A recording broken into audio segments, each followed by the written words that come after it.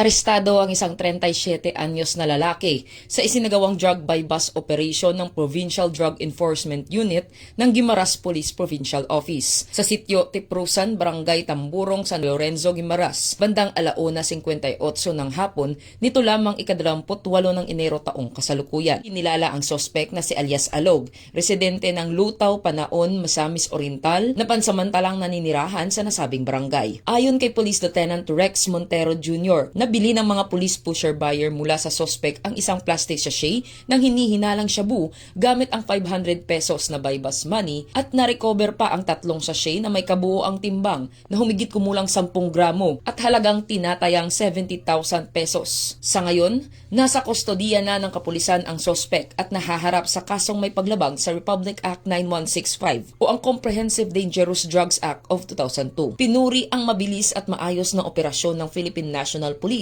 na nagresulta sa pagkakaaresto ng sospek, patunay ng kanilang patuloy na kampanya laban sa iligal na droga at sa pagpapanatili ng kapayapaan at kaligtasan ng mamamayan. Narito sa Western Visayas, ako ang inyong PNN Correspondent Patrolwoman Justin May Halyores, alagad ng batas, tagataguyod ng Balitang Pulis.